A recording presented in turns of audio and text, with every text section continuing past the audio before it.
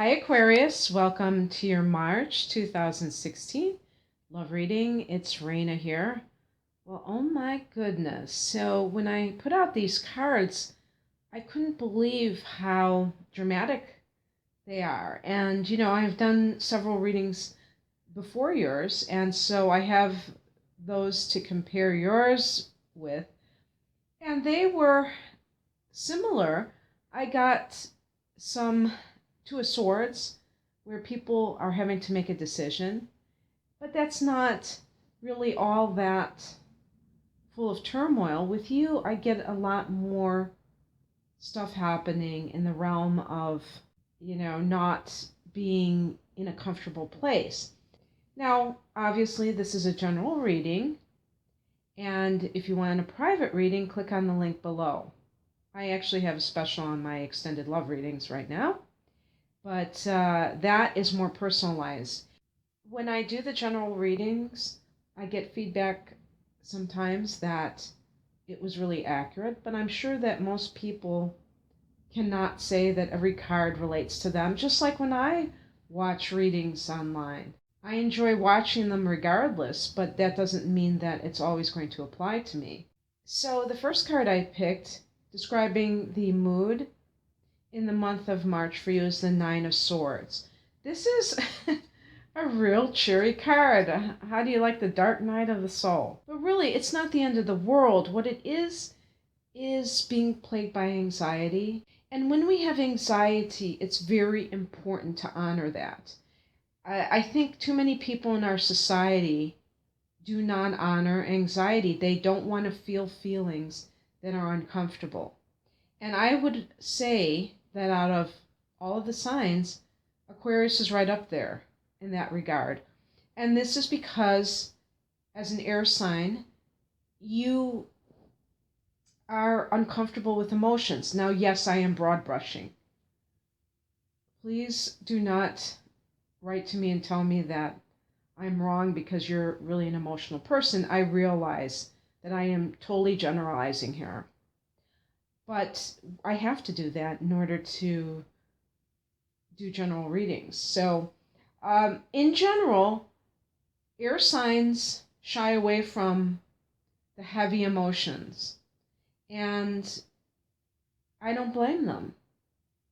It's not pleasant. But if you can sit with your emotions and not resist them, this state of mind, which is really like insomnia or just really worrying, doesn't have to even occur, or it can be greatly minimized.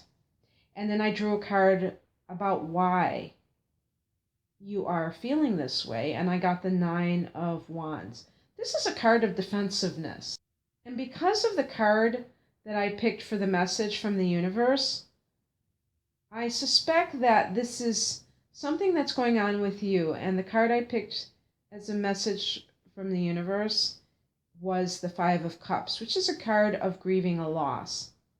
And my feeling is that it could be that you're putting yourself through all of this angst because maybe you are in a relationship with somebody who is making emotional demands on you. They want you to open up, and you just can't do it. You're erecting these barriers. And you're doing so because possibly you have a deeply buried hurt or grief from the past that you've never really dealt with. A rejection. The Five of Cups can be feeling dejected, feeling rejected. But I feel that this could be from the past. Because if you're now, with these barriers, it's because you're in defensive posture from something that happened prior. And, of course, this is very common with a lot of people, regardless of sign.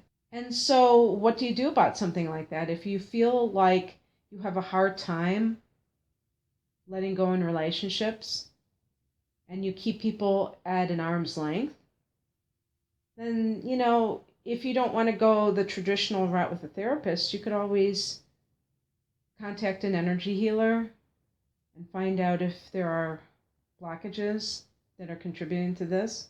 The advice is the Queen of Wands, which is a very enthusiastic energy.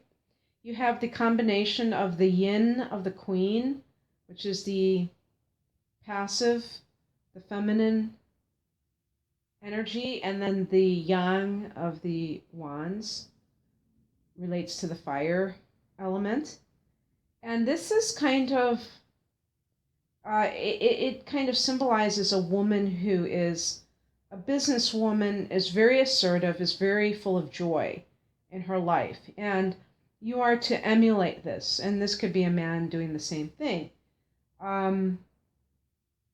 The point that I'm trying to make is that rather than having this heavy emotion that you're carrying around, that you make a deliberate attempt to cultivate joy, because it could very well be that due to a past event, you're kind of being a bit of a Debbie Downer in some respect, or at least being overly serious and not having fun. And just to kind of bring more astrology into this, not only is Aquarius ruled by Uranus, but also by Saturn, which is the ruler of Capricorn. And Saturn is a very serious planet. And so Capricorns tend to be very serious. It's a bit of a crapshoot for Aquarius. Some Aquarians resemble Capricorns more than they do the typical rebellious archetype of Aquarius. But regardless, you could also have personal planets in Capricorn too, because being so close to Aquarius, a lot of times, these signs don't stray far from your sun sign. So that's always a possibility. And it's all about lightening up. And this is a way to attract someone to you if you're on the market, or if you are this person that is struggling with intimacy. It can make you more of that type of an energy, which is an open energy and a spontaneous energy and a joyful energy. The energy that you have that is on your side in March is the Emperor. So this is a very law and order type of an energy. Now, I really want to connect this card, which is a major arcana card, to Capricorn. But actually, it is connected to Aries, believe it or not. So it could be that an Aries person is someone who has your back in March. Maybe this is some potential romantic partner that you have been talking to, or is a platonic friend and might turn into something more. But it could also just mean that being on the straight and narrow helps you during this time of turmoil, if that's appropriate for you, or if not, this confusion that you may be feeling. Confused. What crosses you is the Seven of Cups, which is a card of confusion, of having to make a choice but not sure which one to make because there are different options. And I would think that for some of you, you may have more than one person in your life at the moment, and you find it hard to commit, but at the same time, maybe you are looking for the grass that is greener, very reluctant to settle down with a particular person, and maybe that person's pressuring you. And again, if you feel like there is something in your past that is blocking your ability to be here now with a partner, that's something that you're going to have to eventually confront, because it's not about swapping one person for another. no one will replace a person who broke your heart because every person is unique. And especially if you felt like you were dumped, you were rejected, that's particularly traumatic and painful. So own it. I mean, if that's what you're feeling, maybe you don't need to be in the relationship at all while you're healing, especially if it's fairly fresh. And the outcome is the Five of Swords.